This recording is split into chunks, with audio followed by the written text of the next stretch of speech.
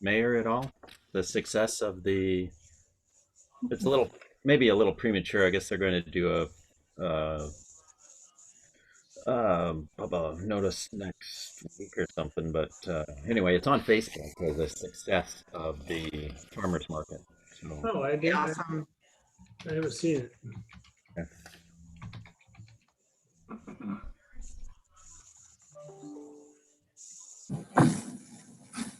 Quite impressive. I wonder how I would get that. Hey, Mayor, as soon as you start the meeting and I hit record, then I'm going to turn it over to you as the host. All right, that sounds perfect. That works. Yeah.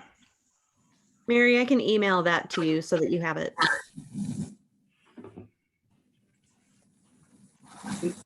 Gary, is it just that one pager? Yeah, there's just two paragraphs. I mean,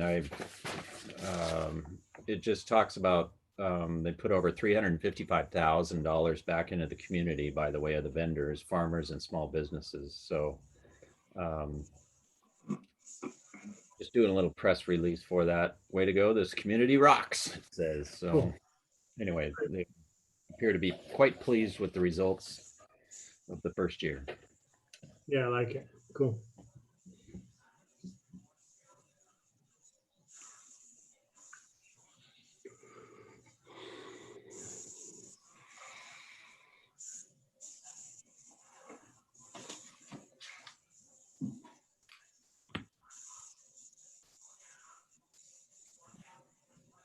Hi, Ron.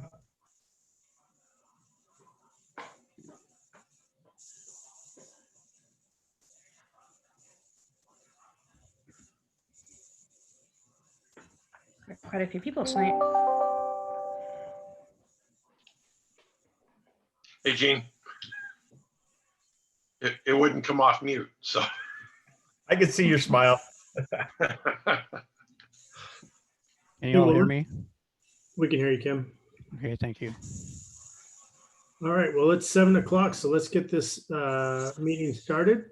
This is going to be a city council regular meeting of the Lake Stevens City Council. It's Tuesday, September 22nd, 2020, and it's 7 p.m. We're holding this meeting via Zoom, and it's also being broadcasted on YouTube for those who want to watch it on YouTube. So with that, I would call this meeting to order, and I would ask everyone to stand. We've got a flag behind Kim, and we'll say the Pledge of Allegiance. I pledge allegiance to the flag of the United States of America and to the republic for which it stands, one nation, under God, indivisible, with liberty and justice for all.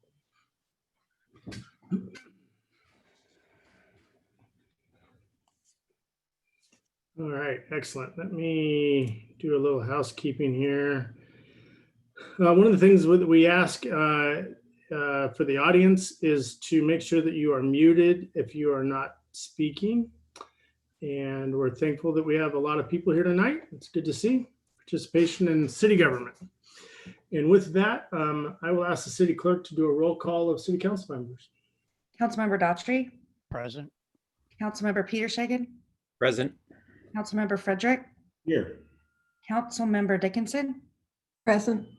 Councilmember Jorstad. Here. Councilmember Ewing. Here. Councilmember Tadgett. Councilmember Tadgett, are you with us?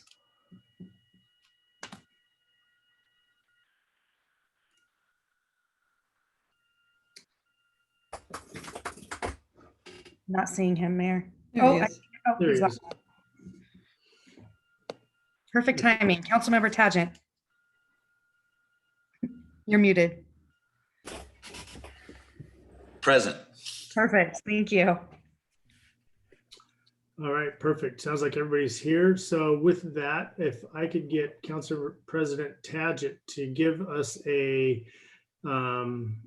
agenda, and prior to that, I would ask that we move, I think we need to move discussion item L into an action item. Great. Can I get a motion on our discussion on the agenda and then move anything we need, as Brett proposed, something to move? I move that we accept the agenda with the proposed change of moving item L to an action item. Second, Thank you, Angie. Can I get a second on that motion? second, I've got first and a second. All in favor of approving the agenda with changes as noted? aye. Aye. Great. So that's any nays? No, Mayor, you have a full approval of the agenda as noted. Excellent, thank you. Great, so we are gonna move into, we don't have any guest business tonight that I know of, am I correct? Nothing, Kelly? Correct. Okay, and we will then move into citizens' comments. Since we have quite a few people here and for the sake of time of our meetings, I am going to make it so that you can only speak once. We have citizens' comments in the beginning, and we have citizens' comments in the end, and you can only speak once, either at the beginning or at the end, your choice. And with as many people as we have, I'm going to also reduce down to 2 minutes instead of 3. So with that, I'm going to ask that if there's anyone who has citizens' comments, and if you do, if you'd raise your hand, or if you're on the telephone and calling in, just say your first name and I will recognize you, and then you can come off mute and we will give you 2 minutes. And with that, is there anybody with citizens' comments tonight? I have, holy cow, I need to get my glasses on. I have, is it Maymarie's iPad? Okay, I'll unmute you. And go ahead, 2 minutes. Okay, I am here this evening as part of the task force. I was participated in that, vetted and assigned to that task force, and I'm following through and hoping that the council will support the decision of the task force and of the planning commission. So that is my purpose for being here this evening. All right, thank you. Any others with comments? How about Clayton?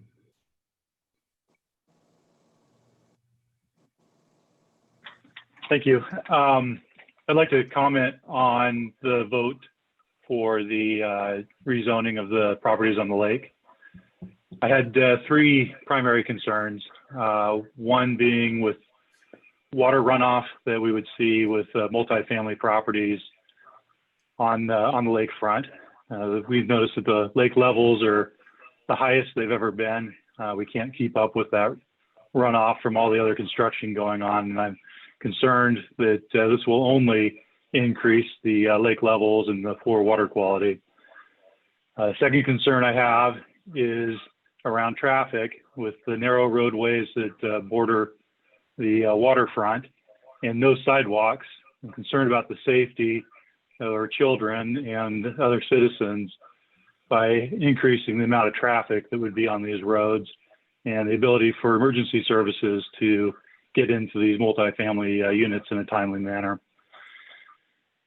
But my final comment is I believe that the purpose of the city council is to benefit the community as a whole and not to serve the self-interest of a few. So I would ask that certain council member who owns waterfront property purchased under the current zoning would please recuse himself from this vote to eliminate any appearance of impropriety surrounding this vote. Thank you. Great, thank you, Clayton. And I'm remiss, when you start, would you please give your name and address for us? Go ahead, Larry.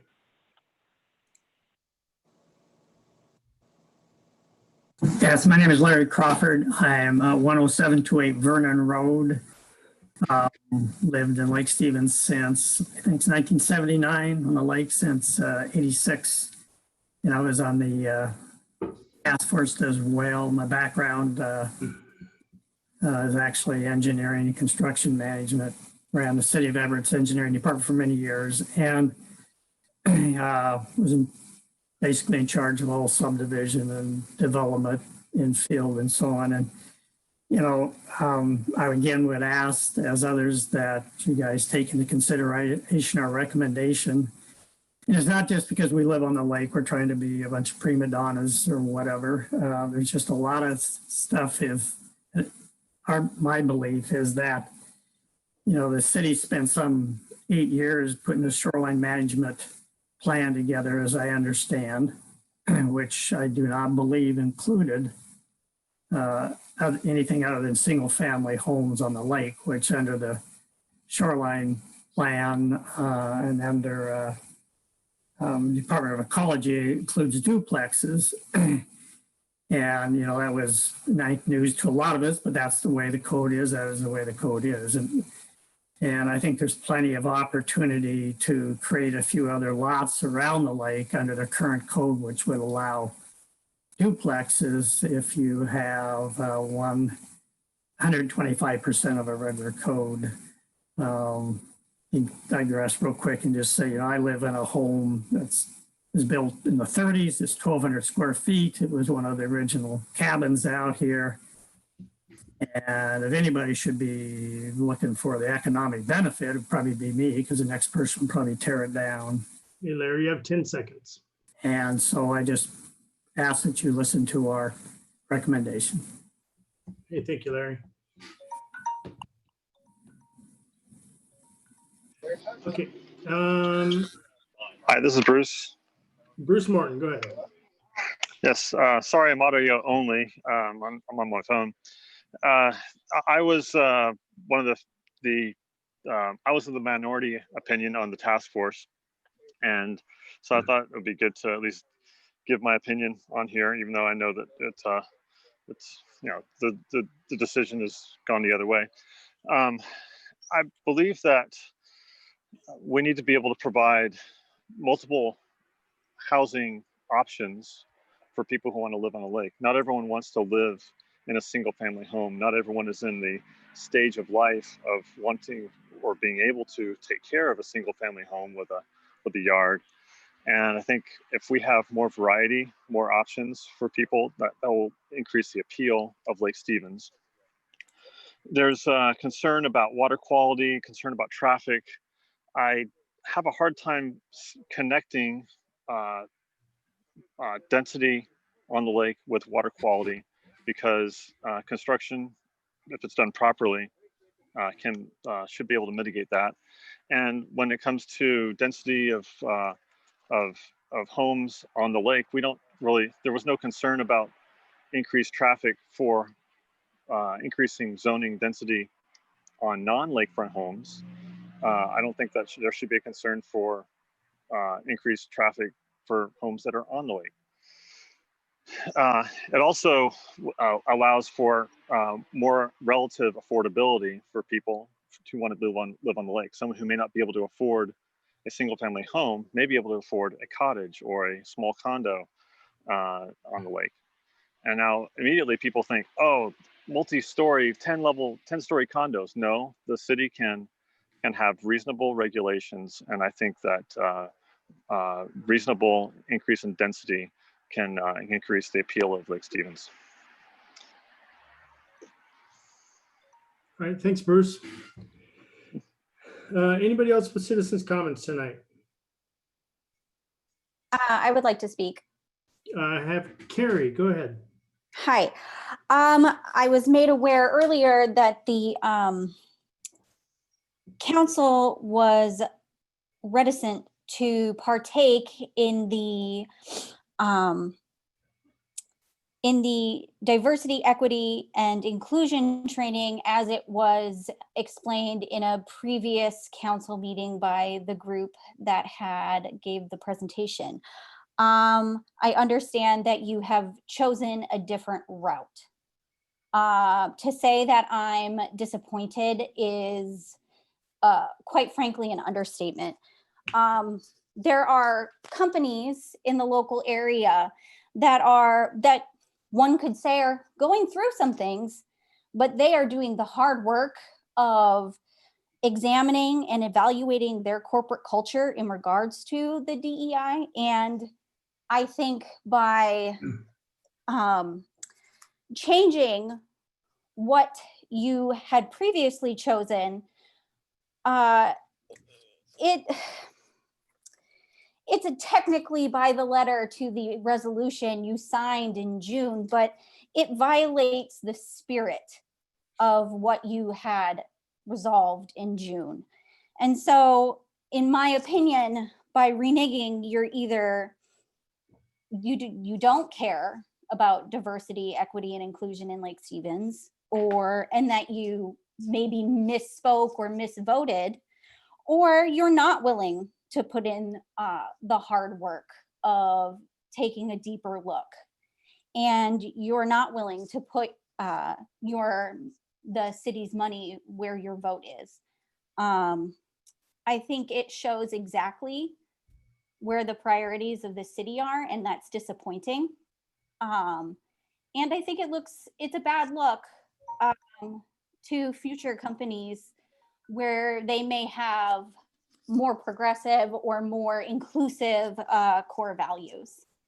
So I would really like you to reconsider the original arrangement that you had planned, because I think it's important to many people in this city who are doing the hard work of taking a hard look at things around us, and that Carrie, I need you to wrap it up or you're already over time.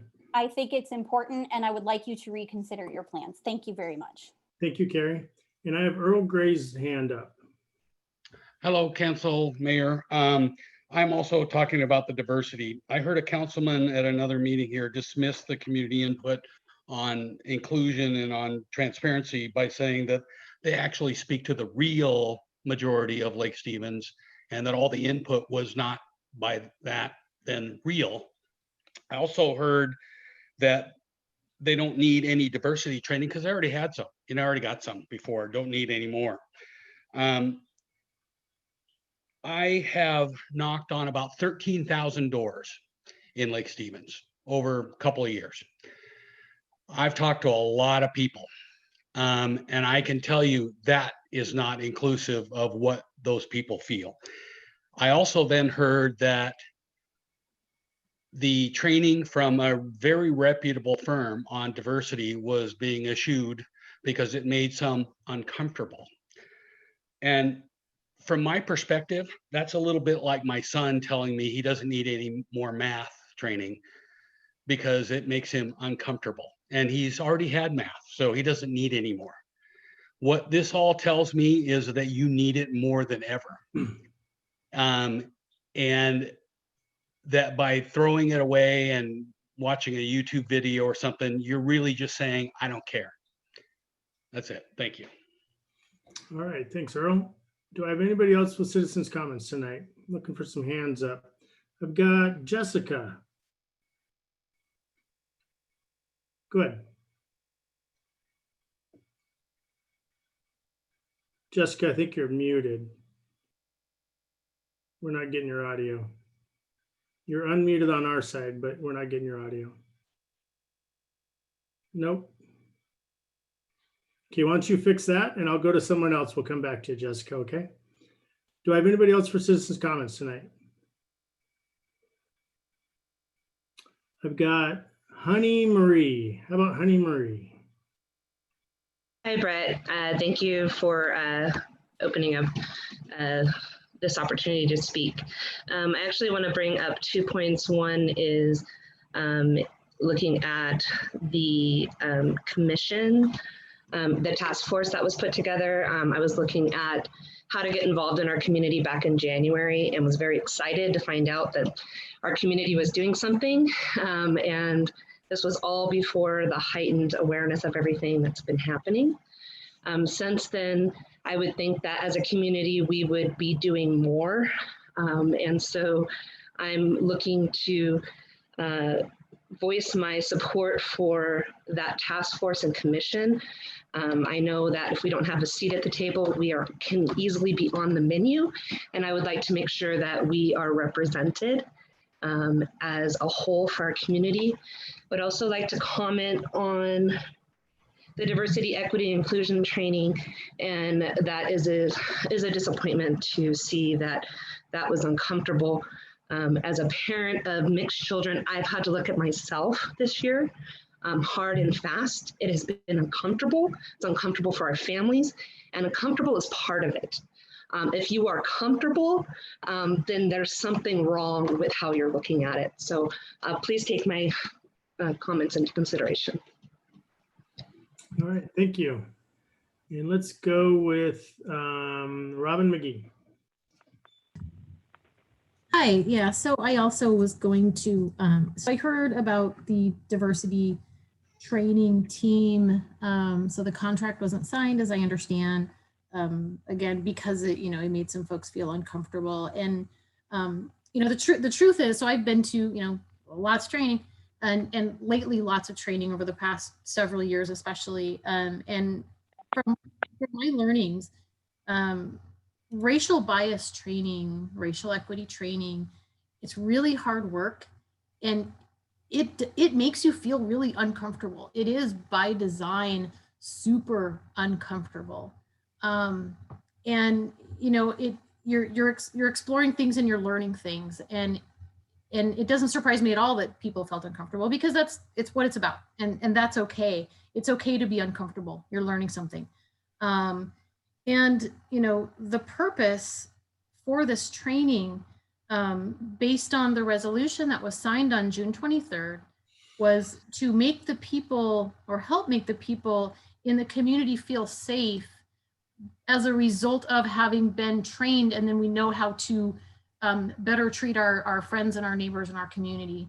And sort of, so not fulfilling that promise that, as I understand, is due by tomorrow, and maybe it wasn't carved in stone as to the training will be complete by tomorrow, or it will be, scheduled, or whatever the deal is. But tomorrow was the day, and I sincerely hope, I truly do hope that that the mayor and the council members can come together and decide that this is something that's important. We did commit to doing this, and we will go with that company, find another one. I know a lot of research was done into that original company, and I'm sure they're good. And so it would be really great if you guys could decide to go talk with them tomorrow and get that done, and then come back and say, hey, you know what? We decided to go be uncomfortable, and that's okay, because it's worth it for our community. Thank you very much. Thank you, Robin. Do we have anybody else who would like to do citizens' comments tonight? Jessica, let's go with you. You got your audio good? No, I can't hear you. Maybe Jessica, maybe call in.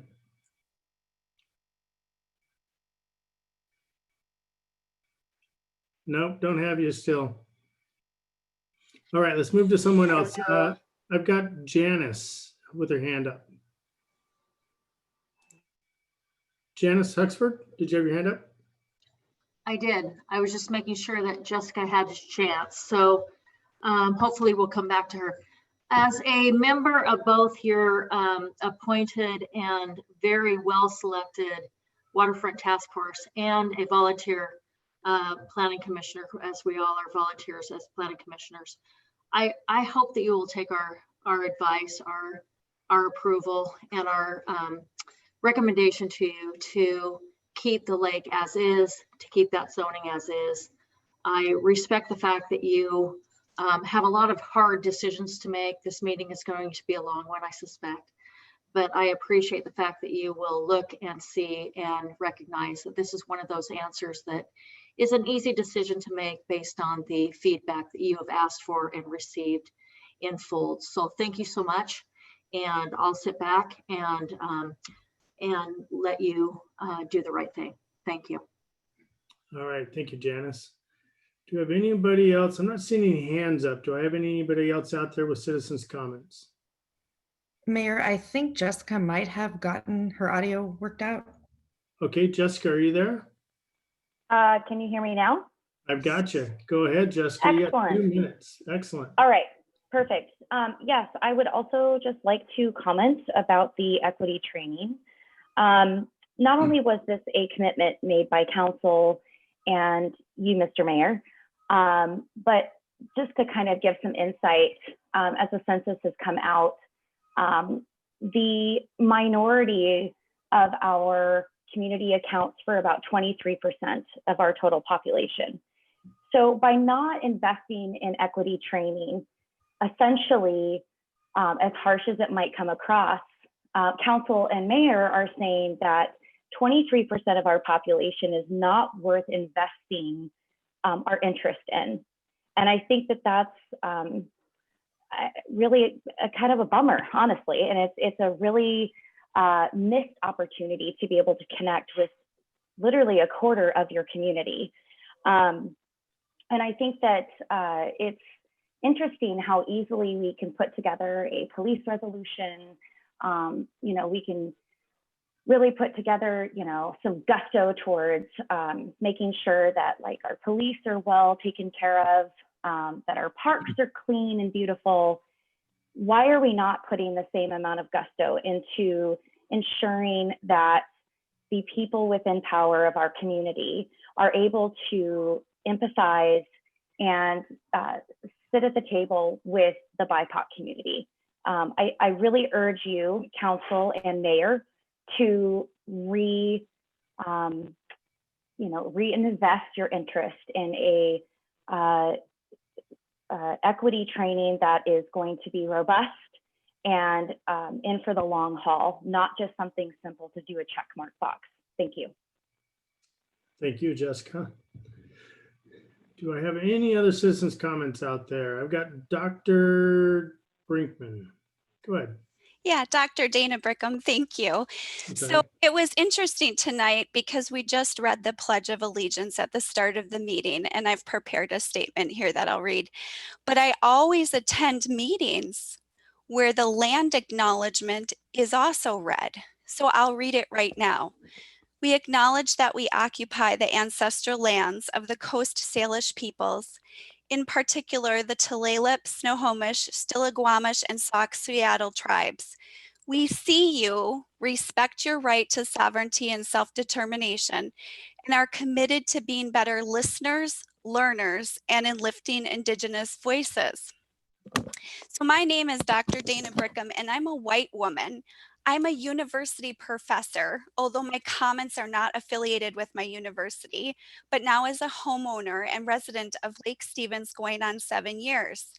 I've had the honor to speak at national conferences on the intersection of disability and race, and also in my professional world, I work with students every day on topics in multicultural counseling. I'm also a co-founder of an organization, a local organization that does equity and diversity trainings. I have over 10,000 hours in the counseling field and taught 63 college classes. I've had a very privileged life. And it wasn't until 10 years ago, probably about 10 years ago, when I really started to examine systemic racism and ableism and all of the isms. And I think I grew up like a lot of people, unaware of the many of the atrocities that people with minoritized identities face every single day in our community. I recently took some students to Hebald Cultural Center with my class and listened to a Native American, an old man, tell a story from the Dakota tribe when he was in the boarding schools he was forced into as a child, where there were beatings for speaking in his language, separation from siblings, sexual assaults, and death that the children faced on a daily basis.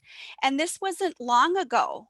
So of course, we now know from the research that trauma gets trapped inside the body, and then this gets passed on as a genetic level. And he showed so many tics when he was speaking from the torture.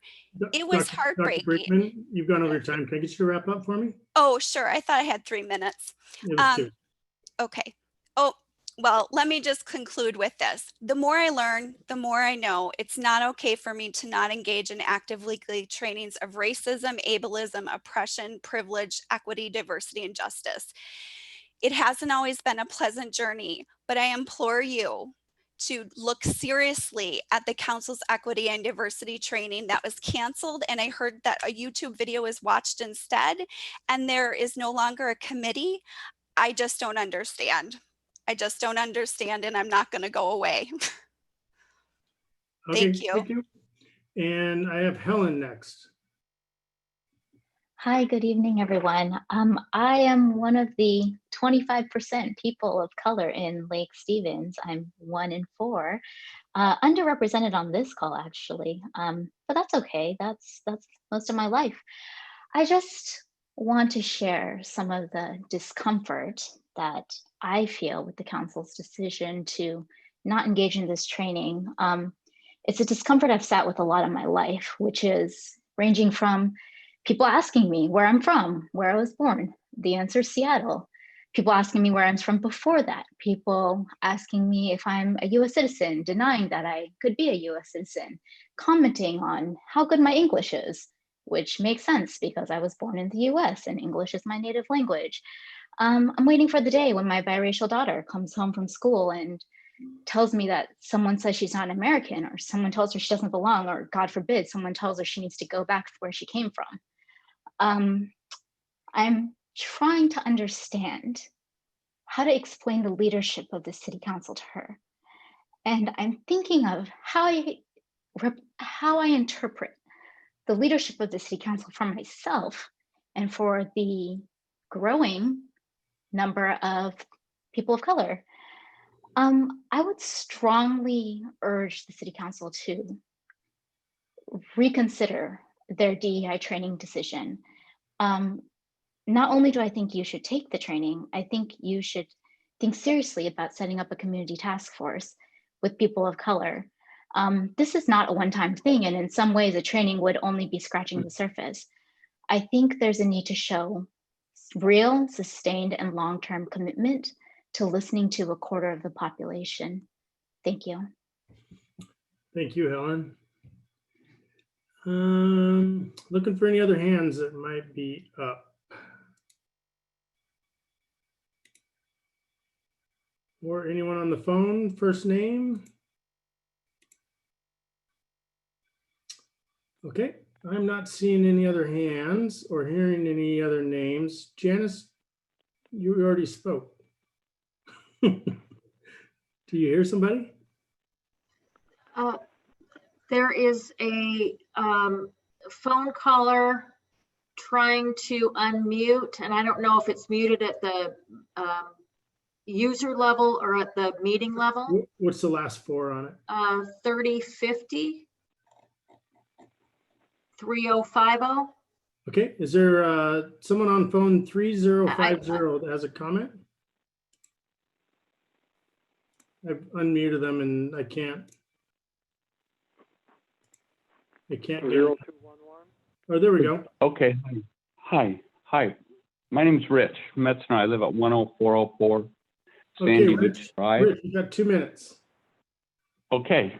So I was on the task force, and I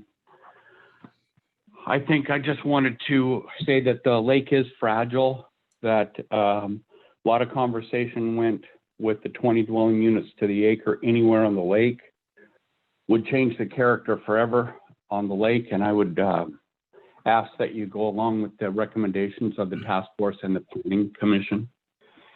And also I hear people talking about the equity and diversity and that nothing happened, but it sounds like that you chose to do YouTube videos. And I know that I've learned a lot from YouTube videos. So I'd like to thank the council for doing that. And I think there's a lot to be learned from YouTube video, and sounds like you made the effort. And thanks very much. Okay, thank you, Rich.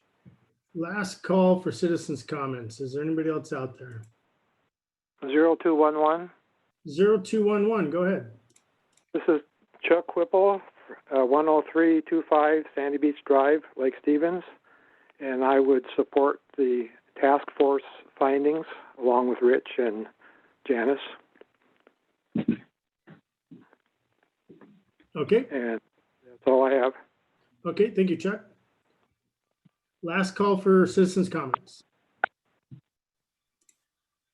Mr. Mayor, I believe somebody by Stephanie's phone is trying to unmute. Oh, Stephanie's iPhone. Let me see if we can't get her in. Stephanie, I'm trying to get you in. I can't unmute you. Oh, there we go. Do we have you now? Can you Stephanie? hear me now? Yeah, we got you. Can you hear me? Okay, this is Stephanie, and I'm from Lake Stevens. And I'm calling in because I do want to just give my thoughts on what I'm hearing about the training, the equity training, and how it's being basically tabled or paused because there is some uncomfortableness about the process in the training and how it's administered. And just as a person of color that lives in Lake Stevens, you know, I guess I'm used to being uncomfortable and I'm used to having to accommodate other people and other ways of thinking and how people view me because of the color of my skin. And so that if I can do that as a citizen of the city, at the very least, I would like to see my leaders that are put in their positions to guide, make decisions, and help shape, you know, the future of our city, to at the very least put themselves in a position that might be uncomfortable for the benefit of the entire, you know, future of our city. So I hope you guys take that to heart. I would never want to be in a position where I think I know everything, no matter how many years I've been in my career or how many trainings I've had. I think there's always something to learn, and anybody that's in leadership that thinks they're a know-it-all, they shouldn't be there. So that's just my 2 cents on the training. I want to see it go forward, and I hope that your decision is to go forward so that we don't continue to see a pattern of trying to slip things in under the radar on the agenda, or just other things that are kind of murky and questionable that I've seen so far this year from the City Council and the Mayor. Thank you. All right, thank you, Stephanie. And last call for citizens' comments. Not seeing any hands up, nor hearing anybody. We will move to council business. Council President. You're muted, Marcus.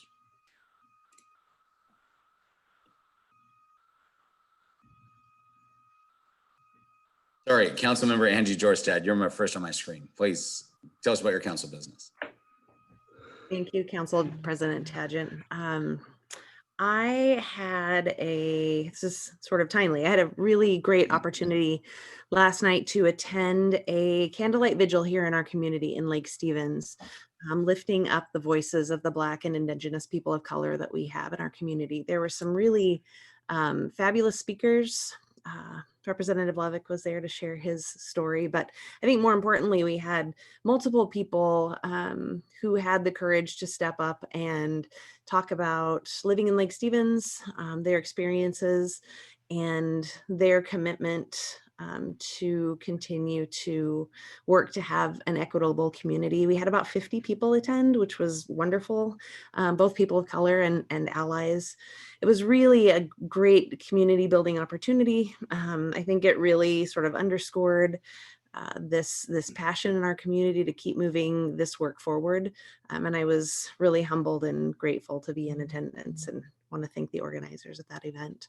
I think it's going to continue to happen regularly. So we'll make sure that the council and mayor and city staff are aware when those are scheduled to happen. I think I want to just echo, the comments. There were some great comments made tonight, both about the land use around the lake. I'm looking forward to that discussion, and also about our equity training. I'm looking forward to our retreat this Friday, and hopefully further discussion and agreement about how we move forward with that. So good to be here. Thank you. Great. Council member Mary Dickinson. Yes, thank you. First of all, yes, I appreciate the task force hard work and their comments tonight. And I also was at the Candlelight Vigil last night. It was really encouraging to see all the folks that were there and standing in support of our Black and Indigenous people of color. But I also want you to know something wonderful happened. And if you get the Herald, you know about this woman in Lake Stevens. I'm trying to show you this picture, who her name's Carrie, or excuse me, Marnie. And Marnie managed to salvage a sidewalk that was being claimed by hateful people. And her community went out and covered it up with positive messages. And there was an article in the Herald about it, fostering inclusion with crayons and paper and apparently chalk. So I really think we do have people in Lake Stevens that really care about this issue. People that have kids care about this issue. And I do hope that we will get more creative in how we're going to approach this topic. And so that is one thing I'm in support of what Angie said there. Also, I did have a great meeting with Jean Brazel and the Historic Society yesterday to talk about what next steps will be for the museum. Thank you to Jean for all the time he put into that, and also to the museum folks.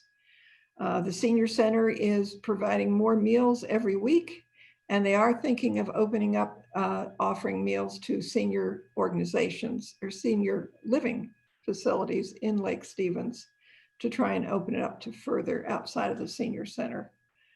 Let's see. And I did listen in on the annexation meeting last evening. That was very interesting as well. So that's pretty much all I have to say right now. Thank you.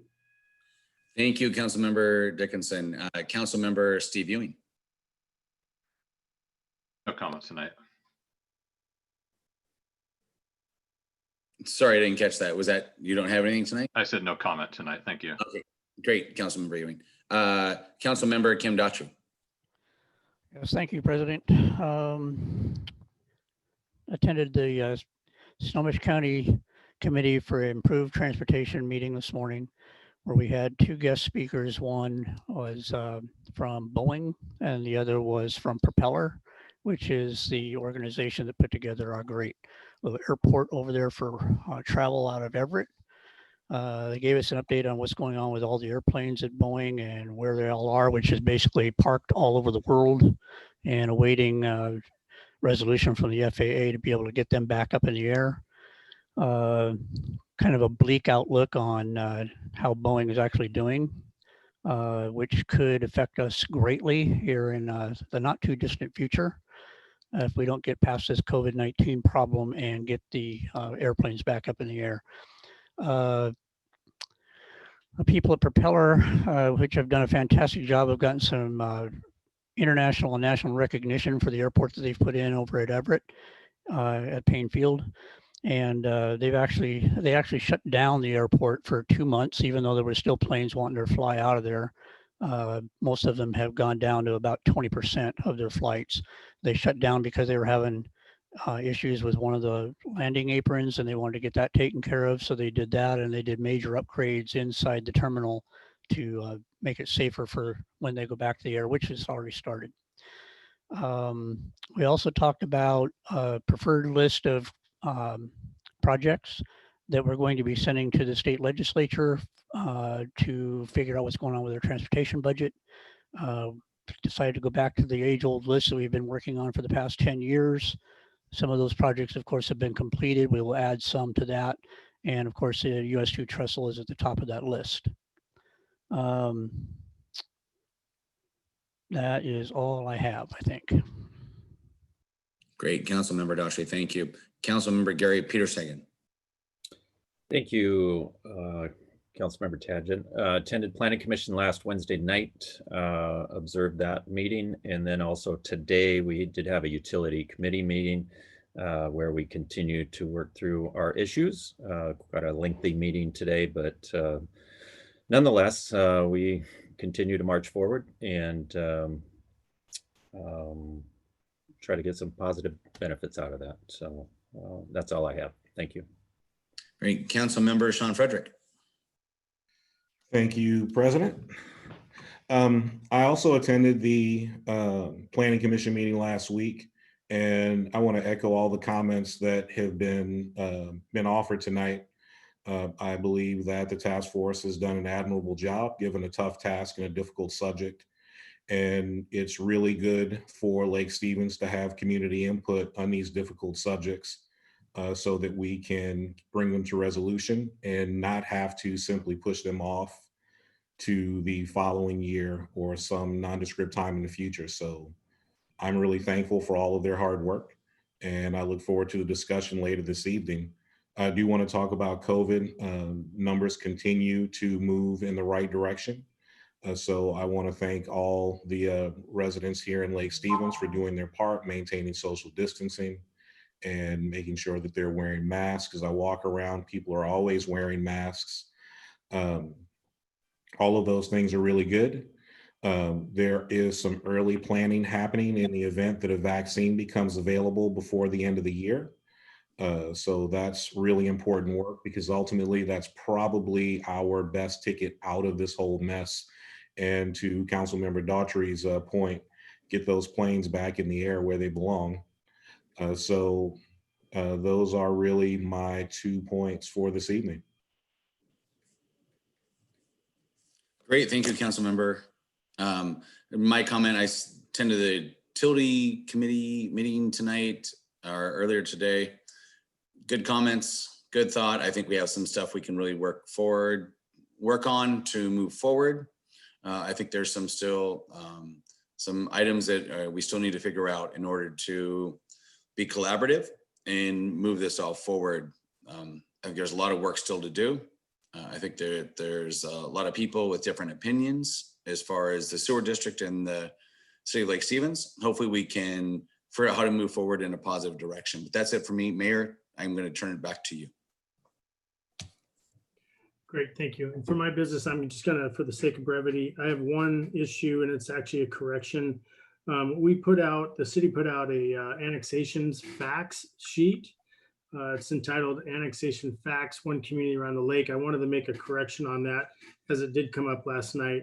There is not, I say again, not a 2% sewer tax that would be incurred with this annexation. So if you look on the second page, fourth bullet down, it says there's a 2% sewer tax. That is incorrect, as well as in the tax comparison, there's not a 2% sewer tax.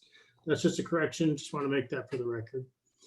And with that, let us move on to Gene. Still no department head reports tonight? Thank you, Mr. Mayor. Nothing this evening. Thank you. Okay, thank you, Gene. Perfect. Then let us move on to the consent agenda. And can I get a motion to pass the consent agenda, please? I'll move to approve the consent agenda as submitted. Second. Great. I have a motion and a second to approve the consent agenda. Do I have any discussion? Hearing no discussion. All those in favor? Aye. And any opposed? Perfect. We have passed the consent agenda. Let's move to a public hearing, which is the Machias annexation continued. Good evening, Council. Before you again is the continuation of the Machias annexation. Some good news on this annexation. We have received the additional signatures that we needed. You were sent a revised package today that reflected that. So we are ready to move it back to Snohomish County. So 2 actions for the council tonight that we're looking for.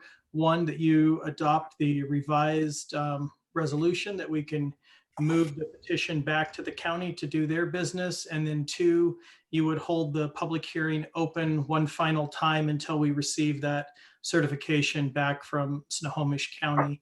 If there are any questions, I'm happy to address those. So on this issue tonight, what I need is someone to make a motion for the bullets 1 and 2 of the updated staff report. And then it'll just push the public hearing to our next October 13th. Point of order. Good. Is there public comment allowed tonight during this public meeting? No, we wouldn't open up the public hearing portion of it. It would just be pushed to the October 13th date. So on our agenda, it calls it a public hearing. What you're actually making this is an action item. Well, it's an action item under the public hearing. I get where you're going on this, Kim. We can open it up for comments. That's fine. But ultimately, what we need to do is push this to October 13th. I would like to make a friendly motion, and that would be that we remove the public hearing from the public hearing portion of the agenda on the annexation of Machias Industrial Annexation, and make it a action item to move it forward to the October 13th public hearing.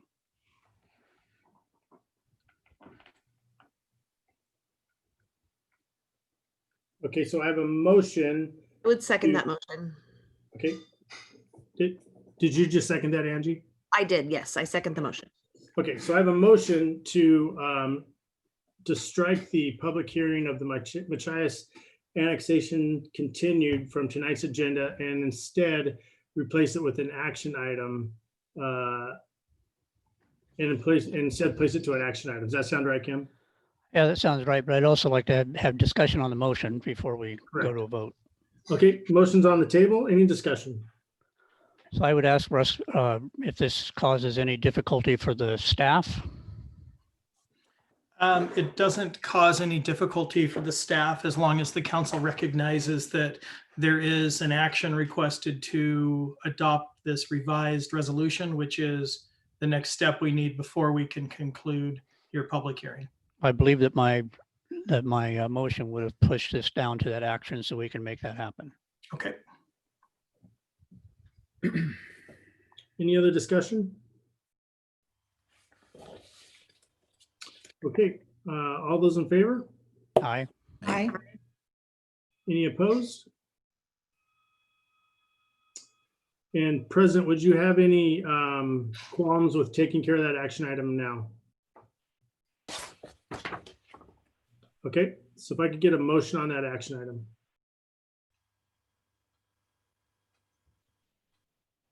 Mayor, if I could, I just wanted to clarify for the record. So the action item is to continue the public hearing into October 13th. And then we also have the resolution to take care of.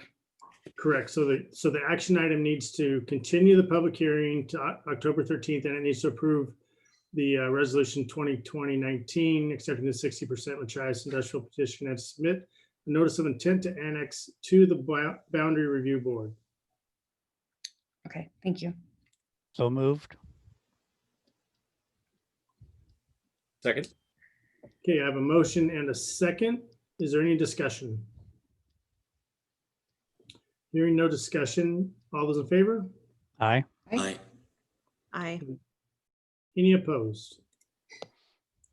Great, thank you for that, Council Member Daughtry. Thank you, Council.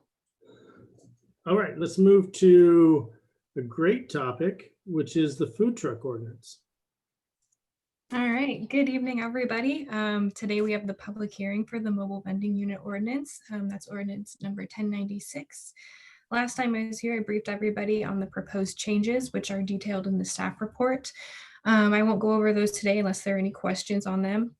The only new change is that they took out the PM peak hour restriction fully.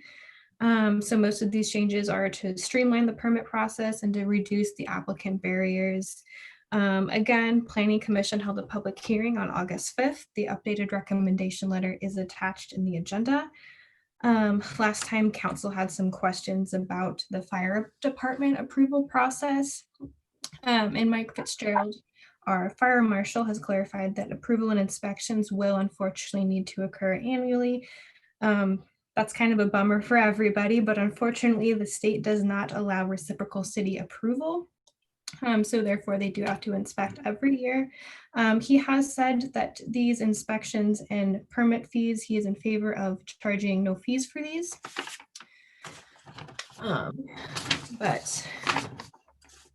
That is all the updates that I have. I will pass it on to Mr. Mayor to open the public hearing unless anybody has any questions.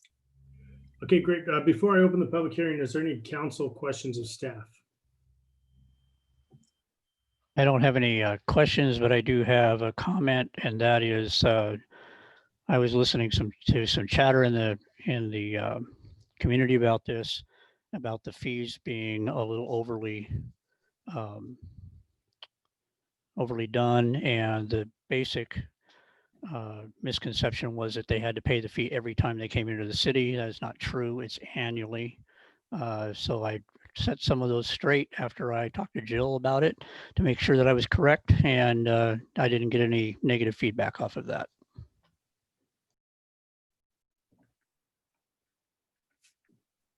Great. Any other comments for staff or questions for staff?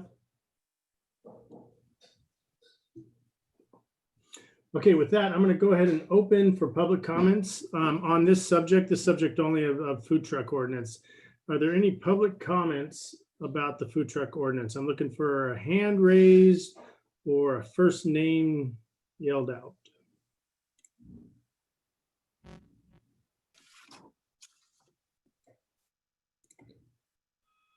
Anybody with a public comment on the food truck ordinance?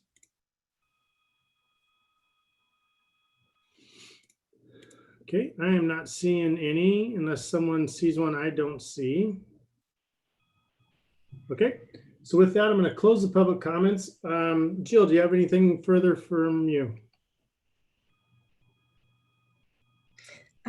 So I forgot to mention that we do plan on amending the fees resolution to add the food truck fees because that is a new application process. So I'll go over that a little bit later, but we are proposing a fee of $75 initially and then a $40 renewal fee each year. And that's in the action items, correct? Jill? Yes, it is. It is, Okay. Mayor. Yes. I think Jill froze on us. Okay, so with that, any other questions for staff? Angie. Just a quick comment. I just really want to commend staff for your flexibility and hard work with this process. I think we talked about this at the retreat in February and put together an interim ordinance to make this happen quickly. I think that given the feedback we've heard from our community, it's welcome by our community members. It's welcome by our bricks and mortar businesses. It feels like a win-win. And part of that is because you've been so responsive to the community needs and worked so hard to make this happen so quickly. So I just really want to take a minute to commend city staff for making this happen and for listening to our community. Thanks. Okay, if there's no further questions for staff, is there any discussion about this ordinance? Hearing no discussion, I'll close the public hearing and then I'm looking for an approve, deny, or a continuance of this ordinance. Mr. Mayor, I would make a motion to approve ordinance 1096, repealing ordinance 1090 and amending Lake Stevens Municipal Code, chapter 14.08, basic definitions and interpretations, chapter 14.44, supplementary U.S. regulations. I would like to second that motion. Right, I seconded first. Okay. No fighting, ladies. No fighting. Okay, so with that in mind, we do have a motion on the floor and it has been seconded. All those in favor? Aye. Aye. Is there anybody opposed? All right, thank you very much. Great. I'm glad we got that passed. I know I enjoy some sushi after a Wednesday run with the running club. So good. Let's move on. Okay, we'll move into action items and we'll take up resolution 2020-22 fee update. Jill, you're up. All right. This was the update that I was talking about. Is a new application process, so we do need to have and then an annual review fee of $40, and that's the only thing that's changed under this. Okay. Do I have a motion from a council member?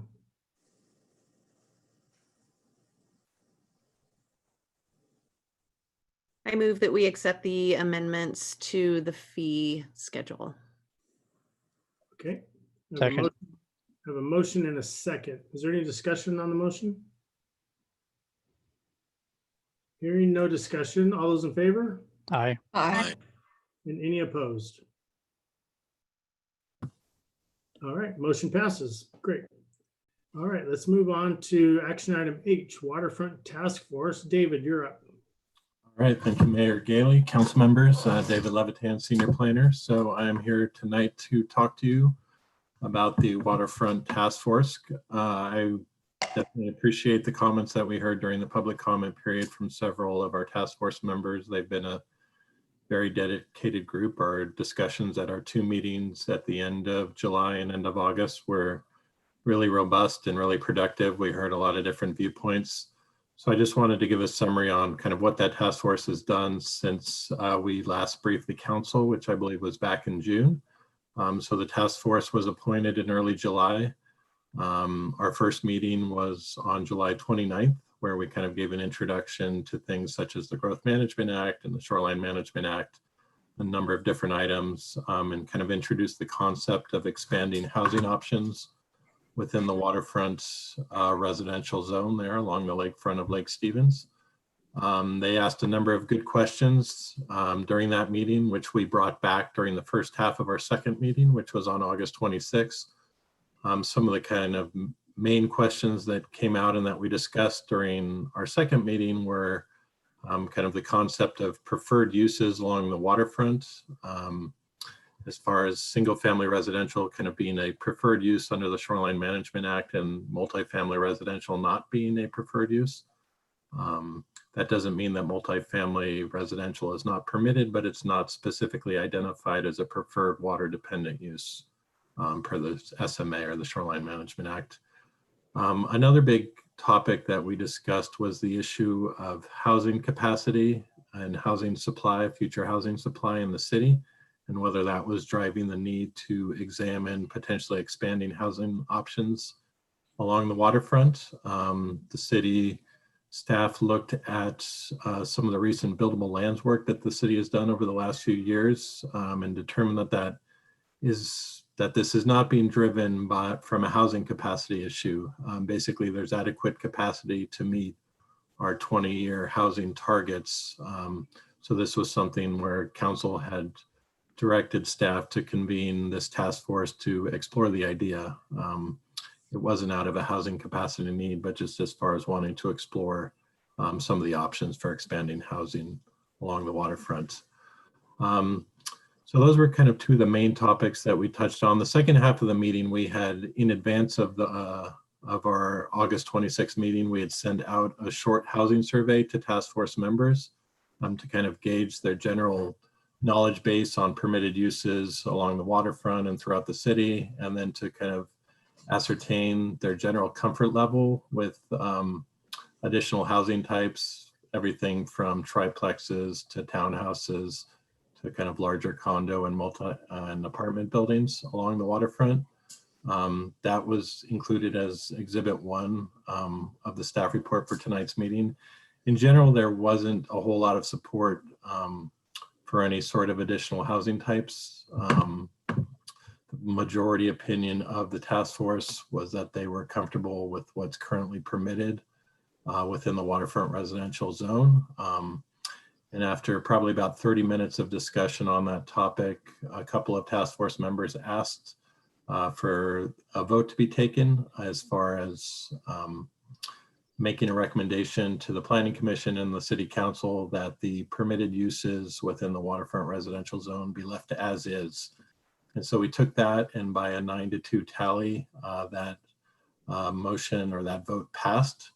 We then moved that forward to a discussion with the Planning Commission last Wednesday, and by a unanimous 7-0 vote, the Planning Commission recommended to move forward with the majority opinion from the task force, and that is to recommend to the city council that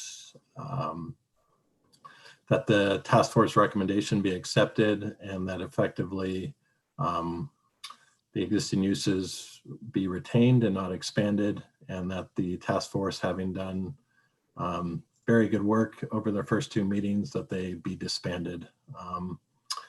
And with that, I will open it up for any questions from council members.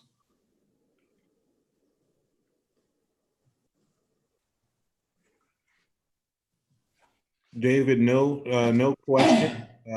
Really just a comment again, thanking you and the task force for all its hard work going through this process. So I just want to say thank you. Once we're done with discussion, I might have a question on what the appropriate next step is this is an action item, but I'm not really understanding what the action needed to be taken is based on the staff report.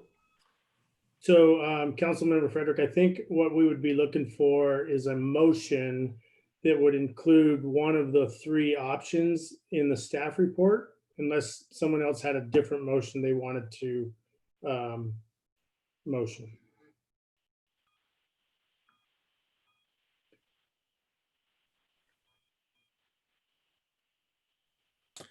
I would like to comment as well, having observed the Waterfront Task Force meetings via Zoom. There were certainly a lot of topics and issues that were brought forth of concern. And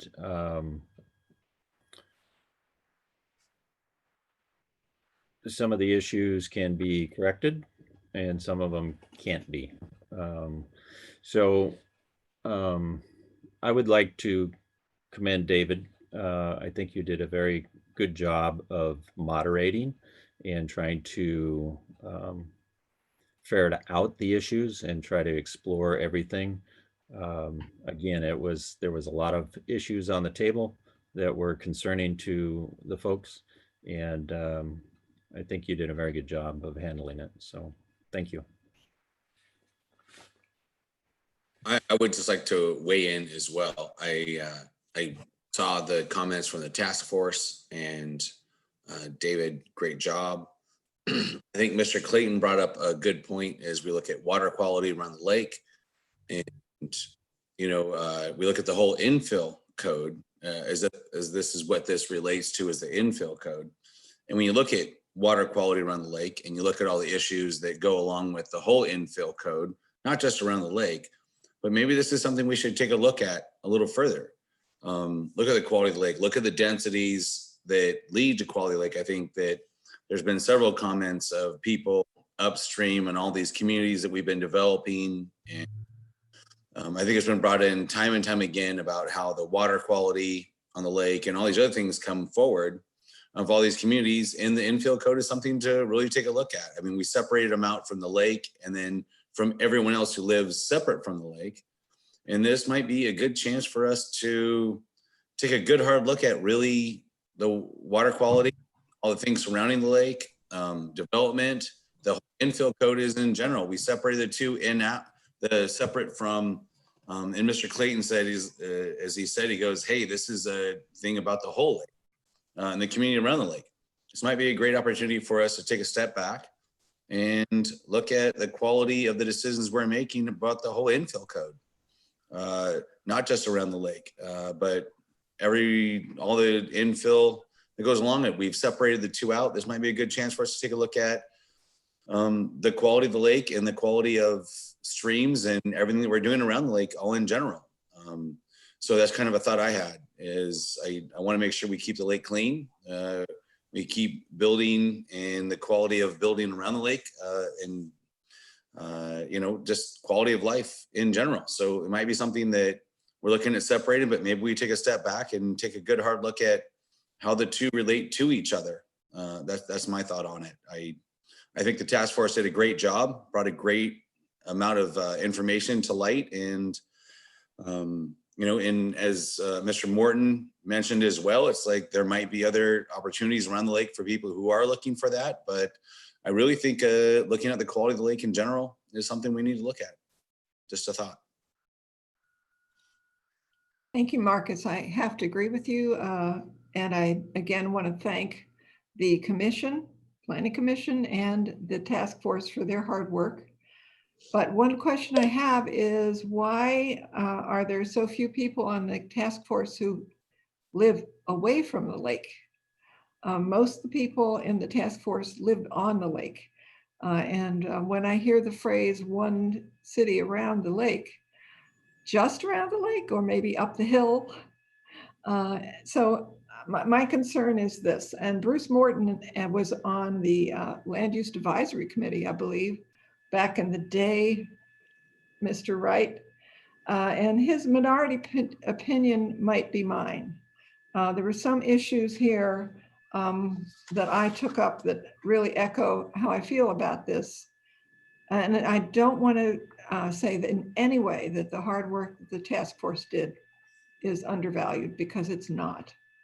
I support expanded housing opportunities, as people with different housing needs should be able to live near the waterfront. So maybe they're not actually on the lake, but can they be near the lake? We're trying to make, as in North Cove, make the lake accessible to more people, which is fabulous. Thank you very much. But also maybe think about get outside of the being on the lake itself and maybe making it more accessible in more ways. And I also would suggest we solicit a wider community feedback through a survey or any other tool. And should people that need or want housing other than detached single-family residential have the opportunity to live near the lake? And I think near the lake is my key word here. And again, not to belittle in any way the hard work of the task force and the Planning Commission.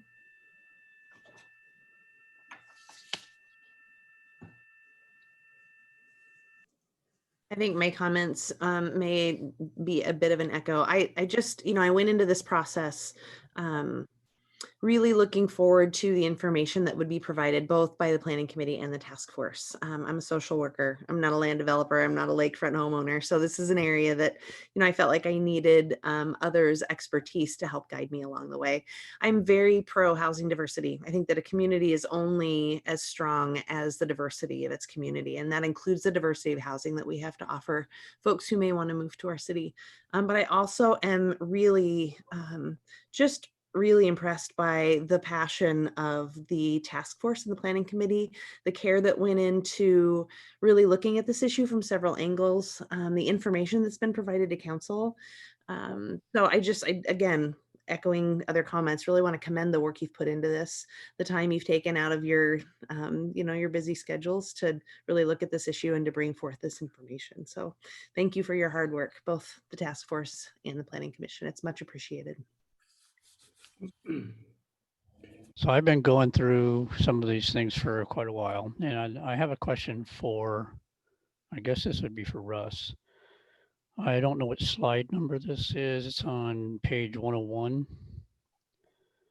Down at the bottom, redevelopable residential land chart here on the R5 zone, which is, or the WR zone, says that there's 12.1 acres available to do any kind of development around the lake, if I'm reading this right, and 105 people.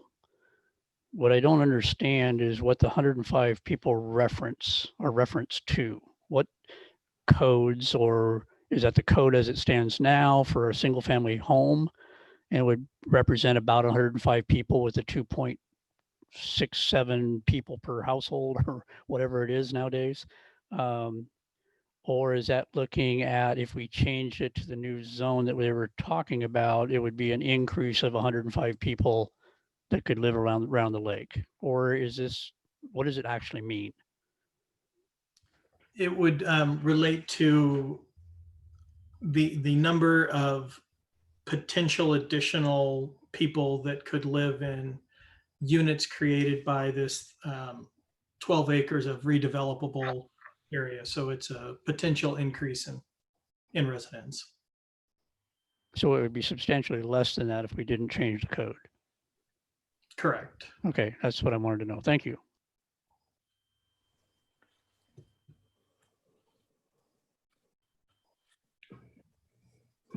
I might as well add my 2 cents about saying task force did a great job. Planning commission always does a great job. I think that we've got one of the best planning commissions on the face of the earth. Every time we've had discussions with them, I have been enlightened and sometimes had to change, well, quite a few times had to change my opinion. So I really commend both of those august bodies of people that helped us and help us out in the city. And I'm very grateful that you took the time to do it. Thank you very much. So this is an action item. Can I get a motion on the floor?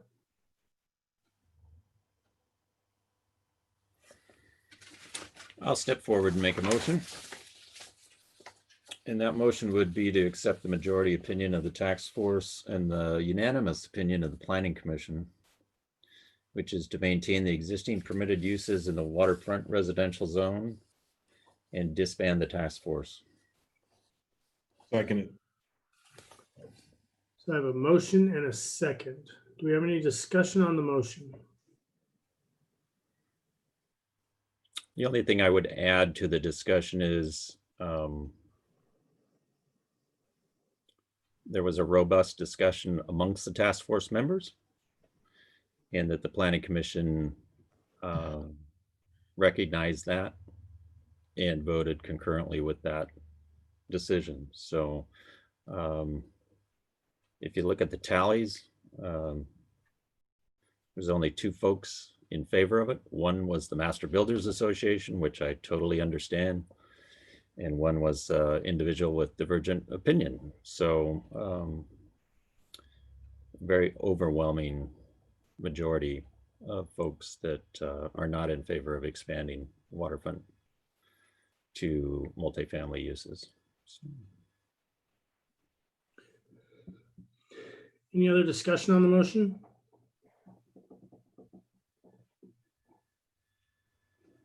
Hearing no further discussion, all those in favor of the motion?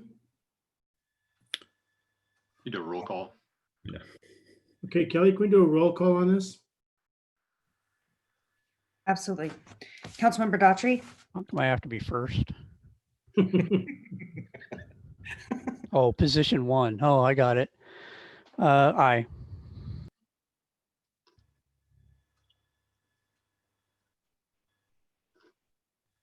Did we not get it? You were, I think you muted. Oh, I muted in the middle of it. Aye. Aye. Councilmember Peter Shagan. Aye. Councilmember Frederick. Aye. Councilmember Dickinson. Nay. Councilmember Jorstad. Aye. Councilmember Ewing. Aye. Councilmember Tagent. Aye. Passed. 6-1. All right, great. Thank you, council. And thank you, task force, for your work on that project. I know it took a couple of nights and some reading out of your time, and that's much appreciated by the community, as well as the planning commission. Let's move on to our next topic, which is going to be action item I, award and contract for Chapel Hill. Russ, you're up. Okay, thank you, council. At our last workshop, you talked about the Stowe proposal for the Chapel Hill Civic Center. We had talked about the funding of that and the general schedule. And at that point, council was comfortable with the proposal and schedule. So we're bringing it back to you tonight for action. Looking for a motion from the council to approve the mayor to execute the contract. One of the points I would like to stress is it does have a overall price tag of just about $350,000. A large portion of that, $125,000, would be reimbursable through snow aisles, or Mr. Stowe would directly bill those. So that's why it's sort of written the way that it is, but the city's obligation to this project would be about $224,000 I'm happy to answer any questions if you have any about the scope that we didn't discuss at your workshop.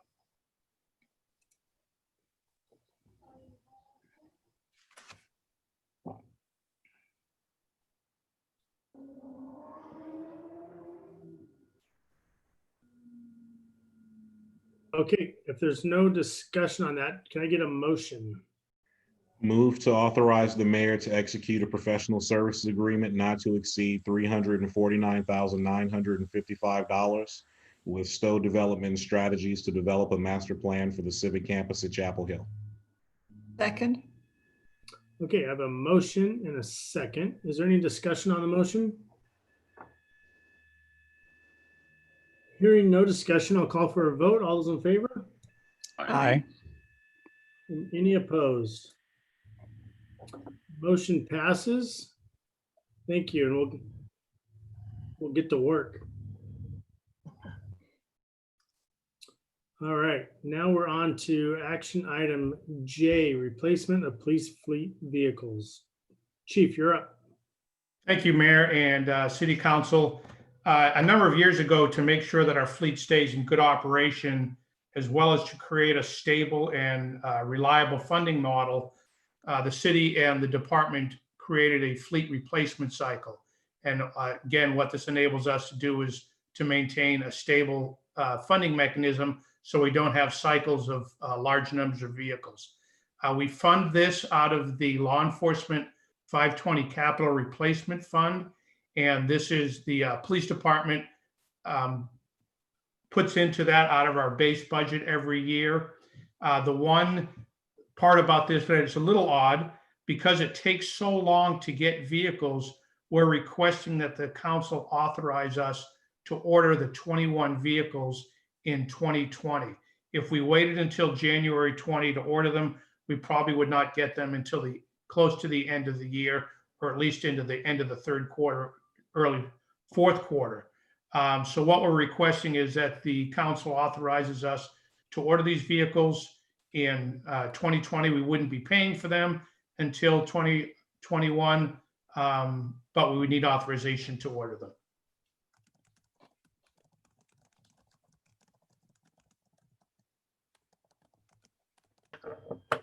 So I don't have any issue with this, Chief. I do have a question that's related, I suppose, but not much. It's just kind of an informational thing. If you don't have the information, I realize I'm putting you on the spot, and I don't really intend to do that. How many times in a normal month or so, do we have a breakdown of one of our vehicles? We have a pretty extensive maintenance cycle, and I can certainly supply that to the council. It really would be tough for me to try to come up with an average like that. But for each of the vehicles that were replaced, we show all of the maintenance on it. So I can certainly supply that to the council. Well, I'm not sure that the rest of the council's interested, but I asked the question just in case you had something off the top of your mind. It doesn't really have to be all that detailed if you're going to supply it. I will say that being on the Community Transit Board for the past 10 years, we also have something similar to this. Well, very similar to it.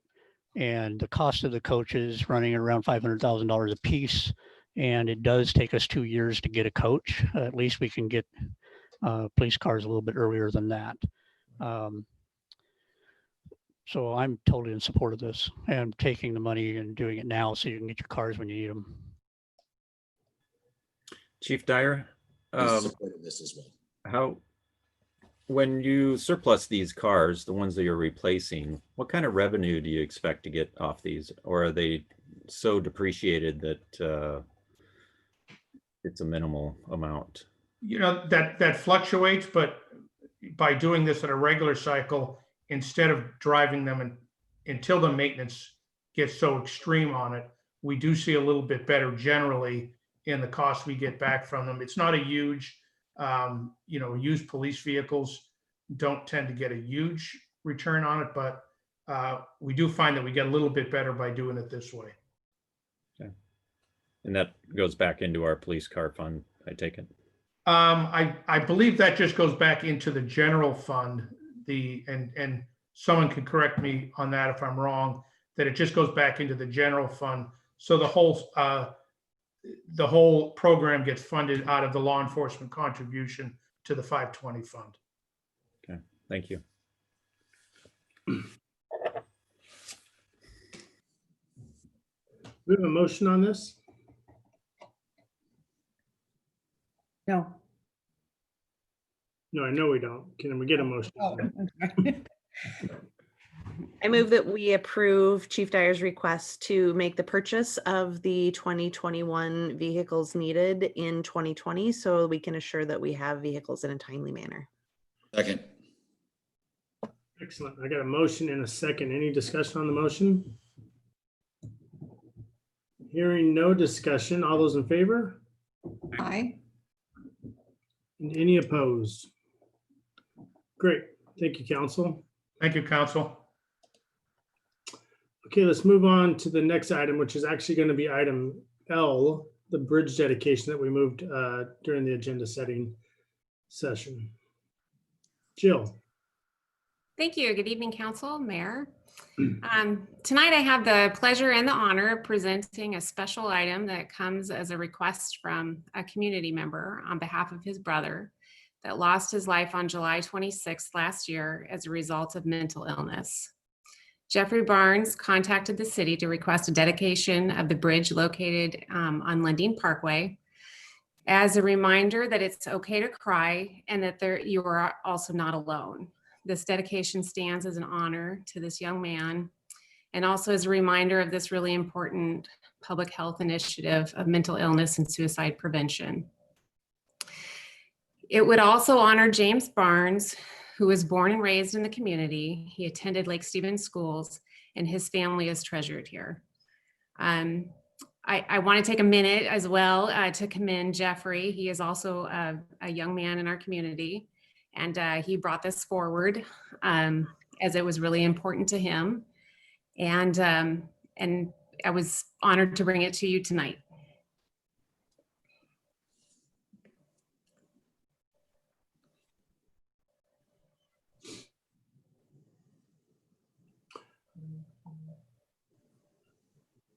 With that, I would have to say a little bit on this. I am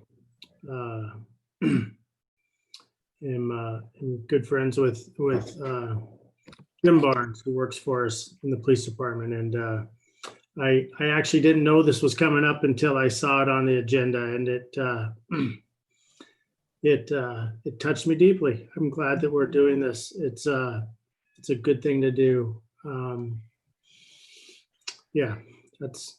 Mayor, I did also want to say too that this young man did this really without anyone in his family knowing as well. It's kind of a surprise. And I do believe that they're on the call. And if they'd like to add anything to this, I think that they could. And if they don't choose to speak, that's completely fine too. But I really think that it was a really neat thing for this family to do. Jill, are we going to put is this a street sign or are we putting a plaque fastened to the bridge, like a brass plaque or something that has some sustainability rather than just, sometimes you see these signs in memory of, and the wind, whatever, over time, they just don't last. So I'm just wondering, we're looking to putting something that's more permanent so that it does last. On the dedication, the family, his brother has chosen some words to be said as well on the plaque, but we are proposing a plaque to be placed. He's also wanted to place materials if he can to help or give information if someone visits the bridge and is feeling that they need help, that they have that answer. The proposed dedication would bear James Barnes' name and also a quote that is dear to the family. It says, "It's okay to cry," and dedicated to those affected by mental illness or suicide ideation. You are not alone. Seek help, find hope. I just want to say this is amazing. It's very uplifting. And if the family's listening, I want to thank them for having the courage to open this to a public discussion. I love the message. thank you to the Barnes family. I too want to reach out to the Barnes family and just thank you for having the courage to bring this forward. There's still continues to be such stigma around mental illness and suicide, and we all know the way to combat that stigma is to shine a big bright light on it. And this is one way in our community that we can call to attention our commitment to folks that are struggling. I would like to propose or consider or maybe talk more about how we could also support this project in being able to provide, if at the very least, the National Suicide Hotline or our own Washington State Care Crisis Line, so that there's a phone number available to folks that are seeing this or are at that site. I love the idea of being able to both really honor the Barnes family in this way, but provide real tangible resources to those people in our community that are struggling. Thank you.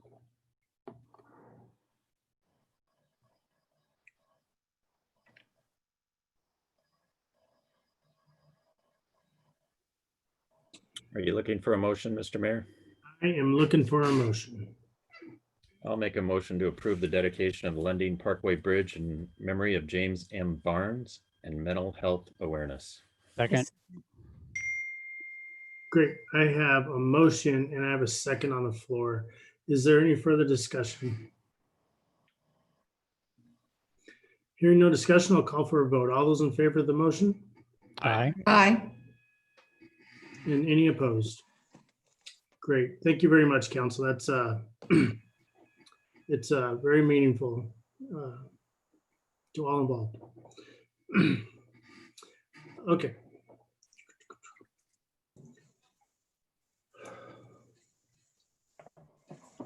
With that, we shall move to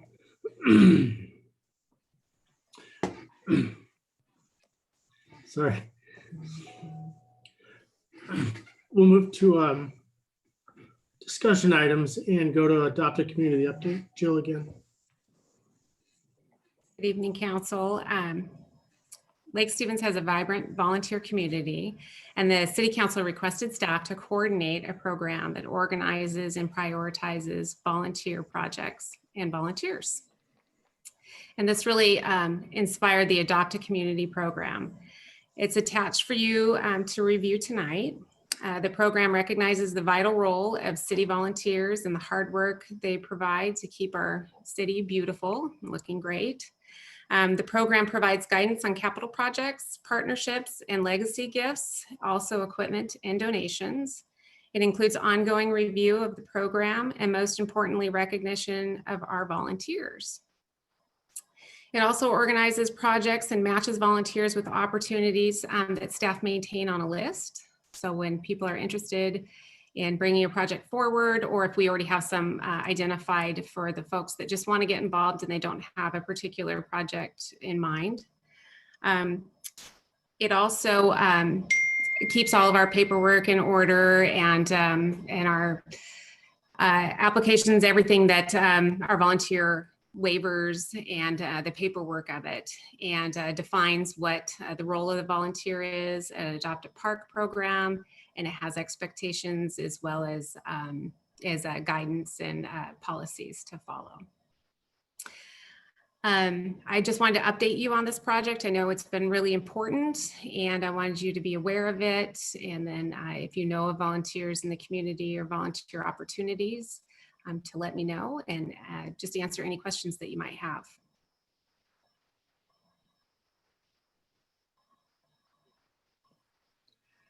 I think this is a fabulous approach. I'm really excited about this, Jill. We have service groups in Lake Stevens, of course. I'm wondering if we're going to tie any of this in with the Rotary or Lions or Kiwanis Club at all. And my other question would be, would you have a volunteer coordinator, and how would you determine who that is? And would this be paid staff, or would it be a volunteer coordinator? Those are my only questions because I'm a volunteer born and bred, so it's important to me to know those. Thanks. All of our service clubs have made a tremendous impact in Lake Stevens, and They do contact us quite frequently and ask for projects, or they have a project that they're interested in and they bring it to us to do. So there's group volunteer forums and group volunteer timesheets. Part of my position is the volunteer coordinator. So I would be the one coordinating it and then also doing your yearly reviews of it.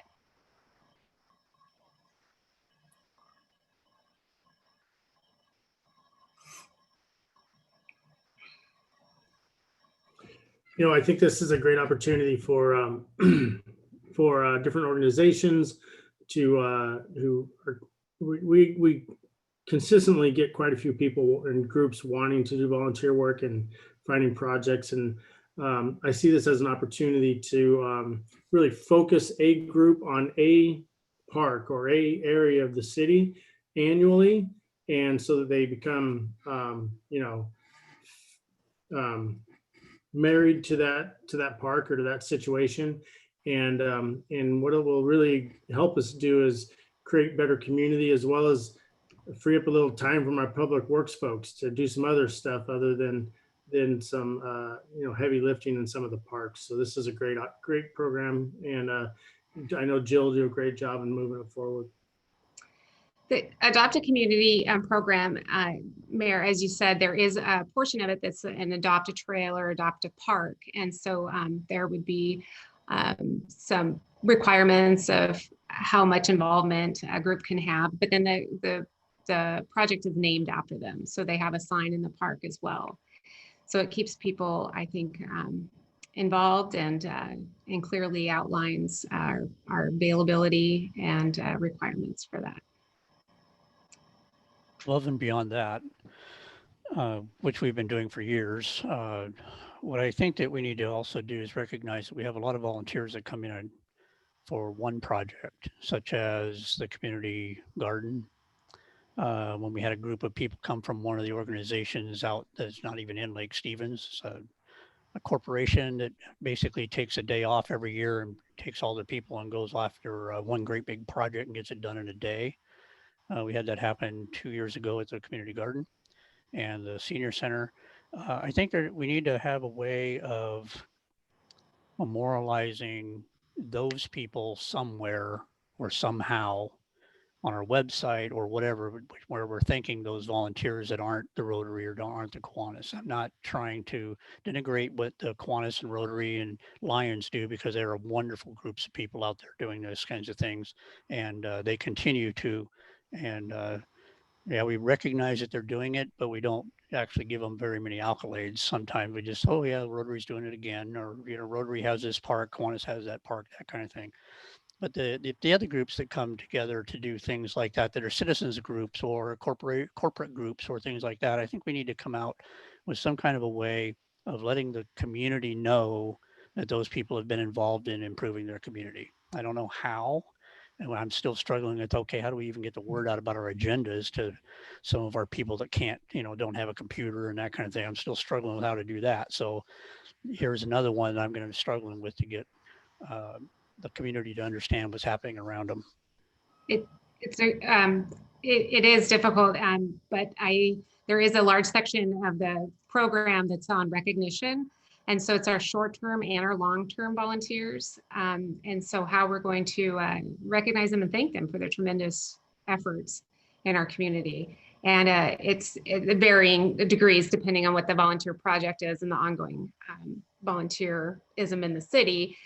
Is events and also plaques, letters, and also on the website. Okay, thank you. Agree more with what Kim had to say. I love this program. Great job. Thank you. Okay. Thank you. All right, great. Thanks. Good discussion on this. And Jill, go forth and do good things here. So let's move on to the next discussion item, which is the Comcast franchise discussion with Troy. You're muted. IT guy is muted.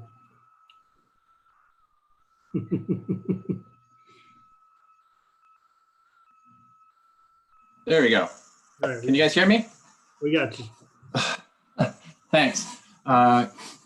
Good evening, Council and the Mayor. So I have before you a discussion about the Comcast franchise agreement. We have Emily Miner from Ogden Murphy. She's on Zoom as well, so that she can answer your very complex legal questions. Hopefully, you guys have had a chance to review the very lengthy Comcast franchise ordinance. I'm just going to highlight some of the key features that are in this ordinance for this discussion right here. This is a 10-year cable franchise renewal with Comcast. Our current one has expired in July 29th, 2013, and we've just been working off extensions off of that. So some of the key takeaways from this is that Comcast is going to continue to pay the 5% gross revenues for the cable service as a city fee or as a fee to the city for the franchise. There is a 30% discount rate from the regularly published rates for individuals who are considered low income by federal standards and who are permanently disabled or over 65 of age. Continued complimentary cable service for the city-owned buildings, subject to the election by Comcast to discontinue upon 120 days notice. What this is we all get complimentary service for public first responders. This includes fire and schools, and that's currently in place. But there has been talks about that, potentially ending at some point, but they will definitely let us know. Number 4 on here is we will be collecting 50 cents per subscriber per month to support our government access channel. That would be for the first year. And then thereafter that, it'll be 35 cents per subscriber per month. And this is for the ongoing maintenance and subscriptions to support the equipment to maintain our government access channel equipment. This complies with all of our terms with our general use of the right-of-way requirements and permitting. It includes the indemnification insurance provisions that we've requested, and it meets the design standard and requirements for the stranded Wi-Fi devices that Comcast might eventually build out within the city. And let's see, the last thing on here is that Comcast continues to offer Internet Essentials program for low-income families throughout the city. It's something that isn't in the franchise agreement, but it's something that that they still provide that as a service. So those are continuing to move forward. So with that, these are the key takeaways which were in this agreement. And I look to you guys if you guys have any discussions or comments about this. We'll be happy to answer. And if those questions are technical from a legal standpoint, maybe Emily can help out with that.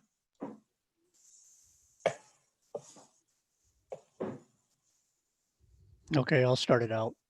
Okay. I'm a little bit confused on what a franchise agreement actually means. What it actually means?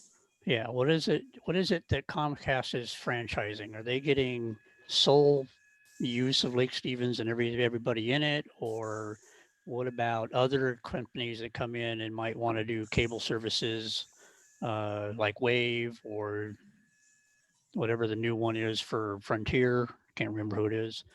There are certain, based on our ordinances, anyone that is providing certain services, whether it be cable TV services, they have to enter into franchise agreement so that they can operate within our city limits. There are certain companies, whether like telecommunications companies like Ziply, that are grandfathered in part of the Bell franchise that we don't have to be a part of. So there are certain ones that do apply and certain ones that don't apply. And Comcast just happens to be one that does apply. We have a franchise agreement with Wave as far as dark fiber services. Wave does have the ability to provide cable TV services within the city. And that is up for that company to build out the last mile to be able to service the homes. And that really is, it's really a business model that they would have to kind of take on. And if they wanted to offer that within the city, then they would have to apply for a cable TV franchise. We don't have an exclusive requirement that says only Comcast can play in that space, but there are just certain types of services that have to go through a franchise process. Okay, thank you. That explains it really well. And Emily was down there shaking her head yes the whole time, so it's pretty good. It was very good. I second that. Good job, Troy. I do have a question. First of all, the magic word bonds on page 26 of 68 pages. I was wondering, is there a bond involved? Are we going to be asking for a bond referendum, that kind of? Right. So are you asking in the sense of like going back to the taxpayers and asking for a Yes, bond? ma'am. Is that the question? Yes. No, the magic word bond there is for them to provide us with a bond for work that they do within the city to make sure that it is warranted and the work will be protected. Yep. Excellent. Then my question too was, it says regarding complimentary cable service, is it likely that Comcast would or could discontinue this free service to schools, libraries, and or municipal buildings? Is that possible? It is possible. Oh, go ahead, Troy. It is possible, but they at this time there isn't any plan for them to do that. They understand the value to offer this to schools and first responders for civic purposes, but it is something that they're seeing, and they can probably talk to that more because they've been handling these franchise agreements with a lot of different cities. And it's getting harder and harder to be able to get some takeaways from Comcast to make concessions for certain things. Some cities have gotten what they call iNet, Comcast iNet, that's all gone now. And there's reasons why certain cities have just refused to renew their franchise agreement because they are taking advantage of some of those free services. And as soon as they negotiate, their Comcast franchise agreement, they lose some of those entitlements. So yeah, there's been some new things passed down by the federal government legislator, which kind of limits what we're able to kind of petition them with. And that was kind of one of them, but they continue to see that as a value.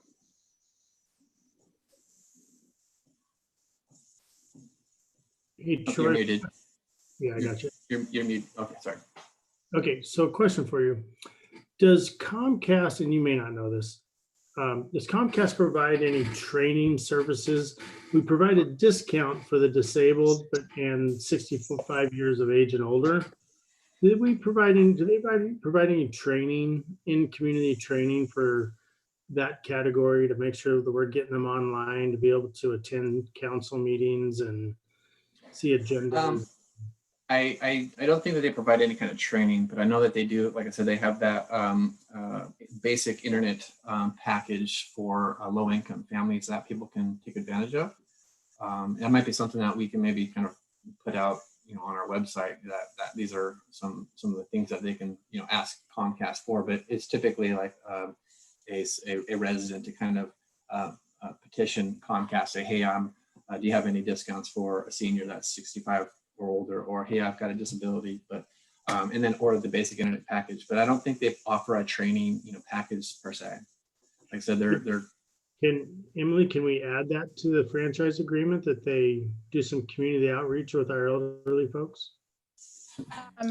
I am certainly willing to go back and talk to them about it. I'm negotiating 6 or 7, 8 franchises with Comcast for other cities, and they, as Troy mentioned, are pulling the purse strings very tight on what they're willing to kind of expend for public benefit, mainly because of the orders that are coming down from the FCC. And so certainly worth asking if it's something that they would explore, or if they're doing something that they can kind of, that we can just kind of do a pass through on some sort of advertising or something. But I do not want to get your expectations up.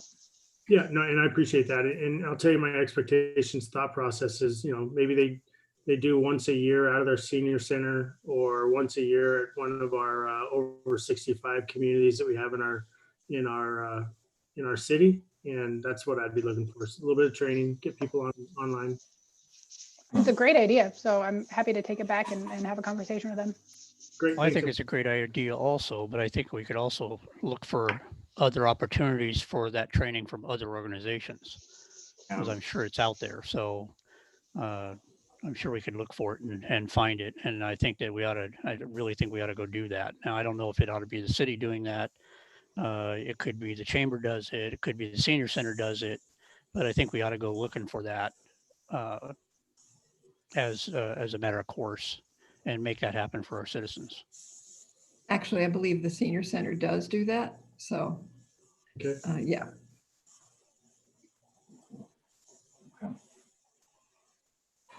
So Brent, is that something you want us to look at, or do you think we can handle it through like other civic organizations? Yeah, let's ask him. Was it hurt? Okay. Greg, we can always ask.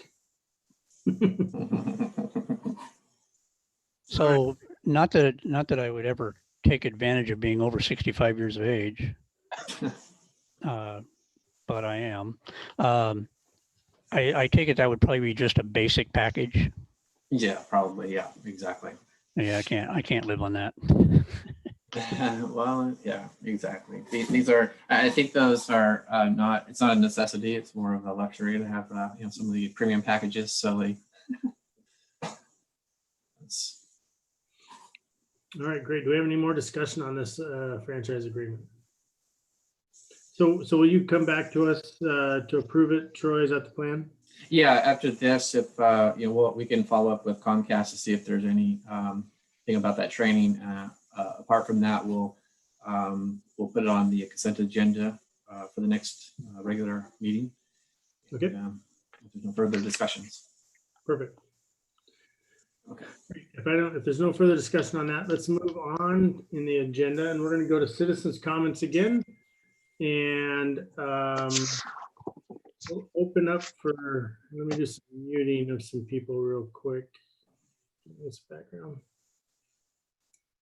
Okay, so we'll move to citizens' comments again, and remember, if you've already spoke, we would ask you not to speak again. And we'll be limiting 2 minutes for brevity's sake so we can get out of here on time. So with that, is there any citizens' comments? And if you have it, just raise your hand or say your first name and I'll acknowledge you. Sue. Sue, go ahead. This is just a comment about Jill's Adopt a Community program. It was something when I lived in my prior neighborhood we looked into as a homeowners group. I would suggest the city writing to all the HOAs and management companies in the city. This is a great opportunity for an HOA or management of an HOA to get involved, because it does take more than a few people. We looked into it, we got the package, we talked to our homeowners. It was a big undertaking, but I think you've got some real good volunteers out there that you could connect with, but they're not going to know about this without some knowledge. Thank you. Thank you, Sue. Any other comments for tonight?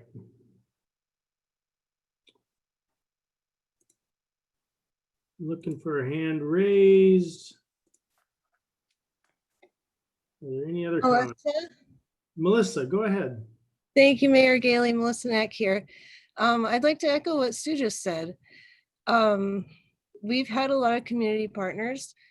I'm thankful for all of our service groups in this community. They do a great job. The Kiwanis, the Lions Club, the Rotary, the Scouts. I believe it was Convergent Technologies that helped with the Senior Center and Down to Earth Community Gardens a few years ago. Not sure if that's right, but I think it was Convergent Technologies. The Snohomish Conservation District, Down to Earth Community Gardens. We have a lot of separate entities that help. And I really agree with what Jill said. We need to make sure those groups are recognized. And I would love to get in contact with Jill and help out in any way I can. I think this is a great idea. Especially for bringing our community together. Thank you. I agree, Melissa. Good to hear from you. Any other comments for tonight?